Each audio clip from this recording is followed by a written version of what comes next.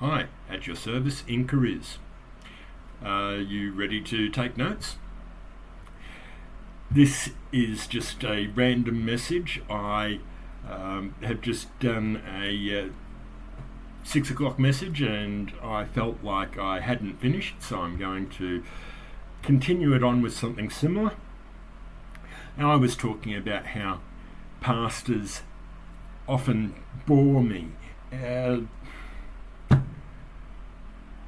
I haven't watched a message either live or on TV or anything like that in quite a long time that has made me think, because they've all been either messages that I've heard before or simple messages made for new Christians, etc., and not anything in depth, not any wow moments, no brain explosion moments, where just reading the Bible and looking up, hang on, what's this verse mean? It's like, this is a bit of an odd thing that it's saying here. Well, let's have a look at what it says in the Greek, and looking up all the Greek, etc. And it's like, just reading the Bible blows my mind far more than what they go on about the same old stuff. They might not be talking in a monotone. They might not be saying, well, this is my sermon, I'm going to talk about this today, and it's really boring the way I talk. No, they could be the most entertaining, exciting speaker. Yet to me, it's, sure, a lot of delivery skill, but no meat in the message. Just 2 pieces of bread with a bit of butter. No meat in the sandwich. So, what was I going to talk about? Well, I guess one of the things was, how do you know a person has God in their life? Some obvious things in many cases. If they have walked away from a sinful life and walked to a godly life, that seems to be some evidence. How much of a godly life have they walked towards? Have they stagnated as a Christian?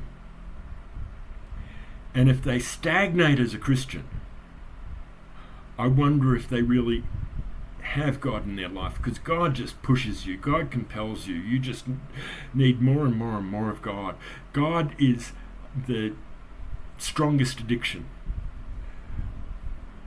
It's like somebody that is a smoker and they haven't had a smoke all day. Not because they're trying to give up, but they just, haven't been able to either get to the shop and buy them or whatever it might be. And they're just hanging out for a smoke. I'm constantly hanging out for more of God, more understanding, more of the feeling, more of the change in my life of walking away from sin and towards godliness, more of every aspect. And I just want to talk about God more. And when you see those kinds of things in a person, not only have they walked away from sin, but they've walked towards godliness. But the next step is all they want to talk about is God. You mention a movie or the TV show and did you see Neighbours last night? Neighbours? Who's got time for that? I'm out telling my neighbours about God. They are compelled to read the Bible every moment they get. When they're on public transport, what do? They open their Bible. Or they'll go find a seat beside someone and say, hey, how's life? I bet I can tell you about something that will make your life wonderful. How's life? Could it be better? I can help. Just ask. It's an exciting thing. It's a wonderful thing. God is, I'd say, as good as heroin, but I don't know what heroin's like. God's as good as any drug that I've had. Alcohol, tobacco, and marijuana, etc. God's a bigger high. If you've got God in your life, what else do you need? When people say, I'm lonely, makes me wonder, well, get God in your life. You'll be so addicted to God that you won't have time to think about loneliness or anything about yourself. Your pride will go, your ego will go, your self will diminish all the time. And God will replace it with his presence.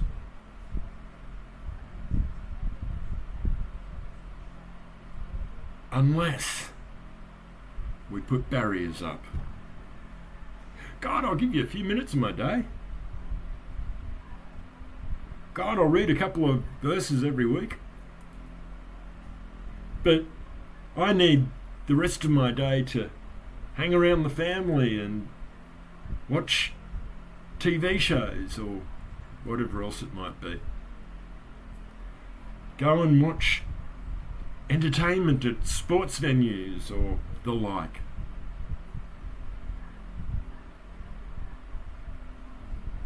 Those things used to be something that would take my mind off the mundane life.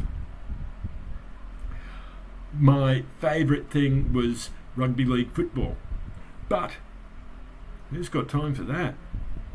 Not me. Not only not time, but no need. Because I'm driven now. I got to a stage where I wasn't suicidal or anything, but I had no reason to do anything.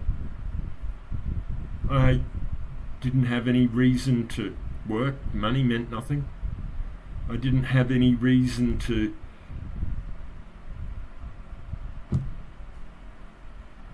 do anything. So I didn't. I just sat there watching TV all day, just to numb my brain. And God decided to show up. I'm not going to go through my testimony right now. I'll probably save that for another time. But I let the barriers go. When a person doesn't get to the wow kind of life, it means there's obviously some barriers there in their life. Is the barrier because they're still holding on to themselves? The me, the pride, the ego, the greed, the I want for me, you help me, you love me, whatever for me, I need. I don't need anything. Just more of God. That's all I need. I would rather go without food for a week and have a mind-blowing revelation than have food for a week and no revelation.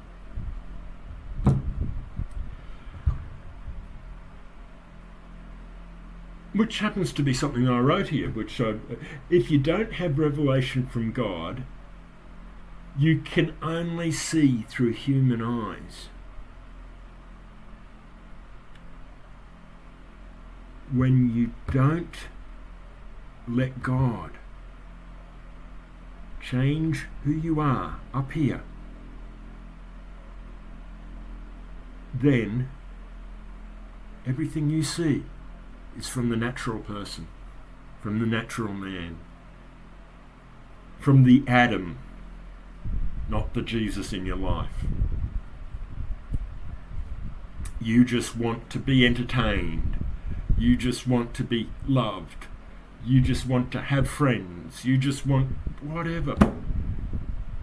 I could care less if I'm a person that became quite asocial. I didn't want to talk to people, etc. I'm totally the opposite now. I just want to go out and talk to as many different people as I possibly can out in the streets, etc., and tell them about God, etc. But even friends, I need to have friends. There's a barrier between you and God. I don't need friends. I need more of God. I don't need to be social. I need more of God.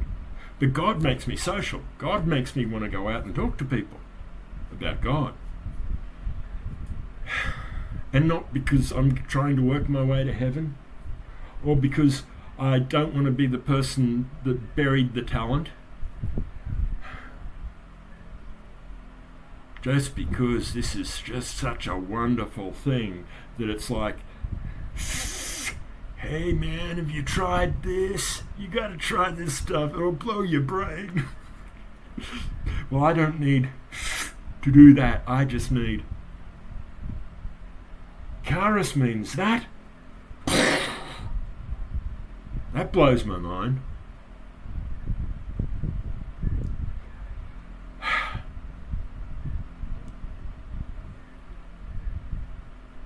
Another thing I wrote over there, you need to be broken. God can't use ego. You're a jar, and God's making a beautiful mosaic. He can't put a jar in a beautiful mosaic. You might be a pretty coloured jar with, a nice blue glaze or a blue and green glaze, and that could make little pieces to make some ocean and some seaside and some trees near the seaside, a bit of green beside the blue, and the inside of it being not glazed is sand coloured, so turn that around the other way and there's your sand. But you need itty bitty little pieces to make that beautiful mosaic. Smash that jar, or let God smash your jar. If you are full of yourself, if you have spirit, pride, we use the term of breaking a horse. We break its spirit, its pride, and then it's usable, it's rideable. It's going to be a wild bucking bronco until it's broken. And a human being is a wild bucking bronco until God breaks their pride, their spirit, their ego, their id, the me. He's gone from your life, shattered into pieces, just worthless. Me, I'm worthless. The me. This body might have some worth. The words coming from me might have some worth. The knowledge God's putting into my head has some worth. I'm going to do that more often because it's mind-blowing to me.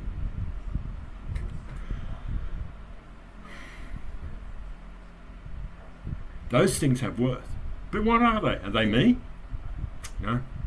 It's just God using this body, this mouth, this brain. My value in myself, my ego, my pride. That had to be broken. Until you're broken, God can't use you. God's building a beautiful mosaic, not a set of pretty coloured pots. He needs to smash all those pretty coloured pots to make that beautiful mosaic. Growth in your life comes when you submit to God, and submitting to God is letting yourself be broken, getting your own self out of your life. Growth in a church is different. Growth in a church is controlled primarily by the pastor. And it's not often that they're making the church grow.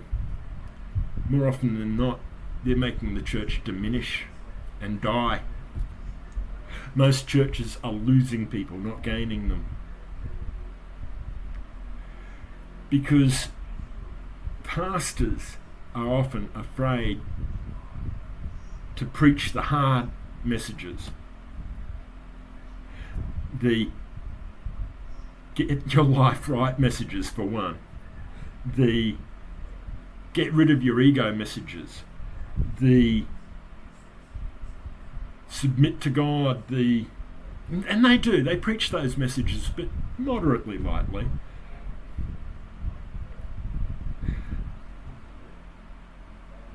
But they're not going to walk up to you as an individual and say, tell me about your life. Are you changing it for God? Tell me what you're doing for God. How can we make you understand God better? How can we make you turn to God? Because from what I see, even though you're going to church, it means nothing. I can't see God changing your life. Your family and friends tell me that you go home and watch TV all night, or whatever. I don't know. But do those life-changing one-on-one conversations happen? Not really. Do pastors rely on that happening from the pulpit? Yeah, mostly. Do people change from pulpit messages? Ever so slightly, but not often.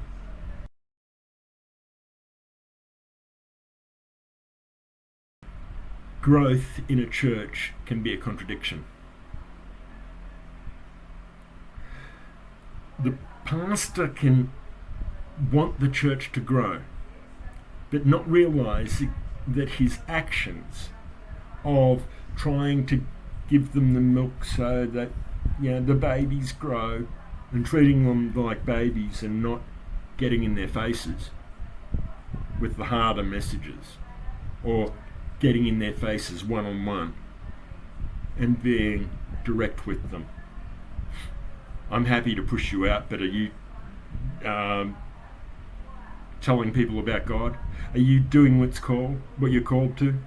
If not, tell me why right now.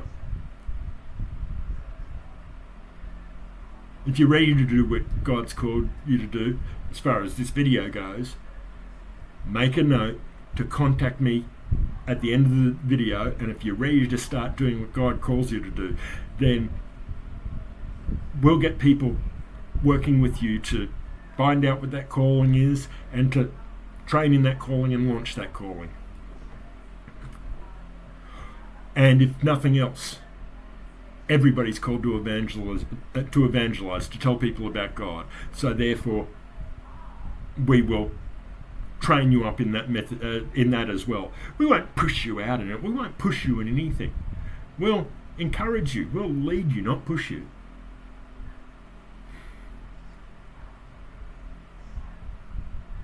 At your pace. But we ask you be willing. Just give me a few willing people that are ready to give some time to God. How much time do we give to God? Most people, it's a couple hours a week. And maybe another 5 minutes a day praying. If that. Twice a week maybe. That's the majority of people. That's the majority of Christians, or people that call themselves Christians. I can call myself Prime Minister of Australia, but does that make me Prime Minister of Australia? Nope. I can go to a mechanical garage and say, well, I'm in a garage, that makes me a mechanic. Nope. Saying you're a Christian doesn't make you a Christian. Saying a sinner's prayer doesn't make you a Christian. Saying a sinner's prayer and putting a whole heap of personal effort into trying to stop that sin, and that's about it. Because you know that being a Christian is stopping sin, so you're putting all this effort into stopping sin. You're still doing it in your strength.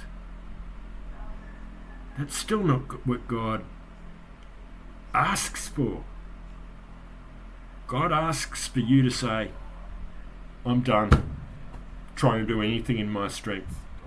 I am of no value as me, so therefore I don't care about me anymore. You come and take possession of my heart, my mind, everything, God. And then amazing things will happen. You will go from sin without having to try to godliness. You will gain love, joy, peace, patience, faithfulness, goodness, kindness, gentleness and self-control in your life. And you won't have to try to do anything for that anyway. It'll just be an addiction. It'll be a compulsion. How many levels of relationship are there with God? I've got no idea. 3? 33? 333? Where am I at? Am I 10% of the way there? 50% of the way there? 80% of the way there? You might look at me and think, oh, he's probably 70 to 90% of the way there. I look at me and think, I don't think I'm even 40 or 50% of the way there. Even at 50% of the way there, you want to do things like this. You want to just preach messages, teach people things. Why? Because you want to be a great preacher and pastor? No. Why? Because you want donations from them? I've had 2 cents in donations for the entire time I've done this, so donations mean absolutely nothing to me. Have a look at the surroundings. I'm not in some mega church or anything.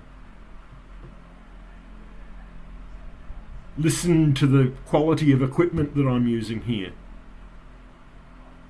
The audio is not great. I'm using basic stuff because I don't have a ton of money. I don't have a ton of money because I'm not seeking the donations. I don't care.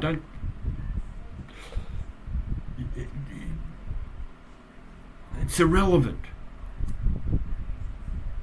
But I have a compulsion to spread God more. Because I know you can have a wonderful life by getting God in your life. If you really get God in your life, not some pretend thing. It's like, oh, I'm going to go to church and that's going to make me godly. I'm going to say a sinner's prayer and that's enough. And go home and keep getting drunk every night of the week like you always used to. Your life hasn't changed. You haven't got God in your life if your life doesn't change. Having God in your life, more than the sinner's prayer, is the change itself. Because by grace we are saved through faith, and I'm back on this as always. Ephesians 2:8. By grace you are saved through faith, and that is not of yourselves, it is the gift of God, and not by works, lest any man should boast. Your works can't do it. Grace. By grace you are saved. And the word for grace is charis. And charis is the best translation, using Thea, is the merciful kindness by which God, exerting his holy influence upon souls, turns them to Christ, keeps, strengthens, increases them in Christian faith, knowledge, affection, and kindles them to the exercise of the Christian virtues. So basically, I'll pick on the main parts. God exerting his holy influence. In other words, God making it happen. Turns to Christ. Takes you are pushed away from sin to godliness. Once you give your heart to God and earnestly do it, fully, not just holding, as some verbal thing and not realise that, you're still keeping yourself in control. No. You've got to totally separate from self.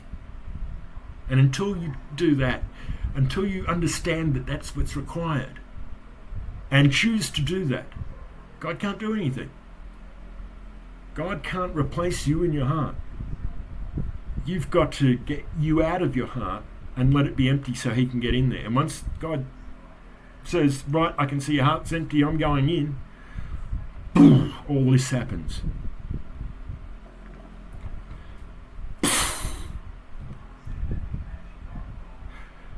I don't know how to express it. That's the best expression I can come up with some of the time. Mind-blowing.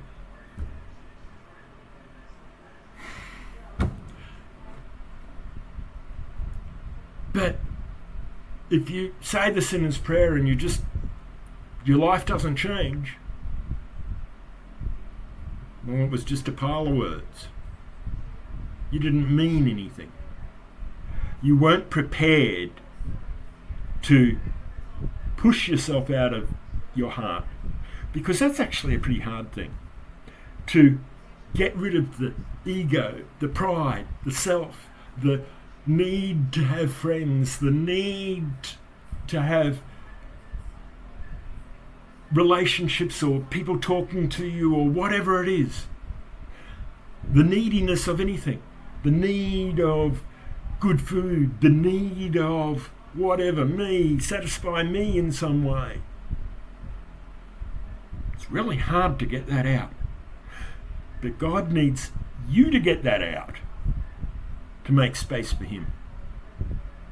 And once you understand that that is the action that you need to do, to remove yourself from your life, to allow God the space to move in, because God can't move in there when your heart's full of you.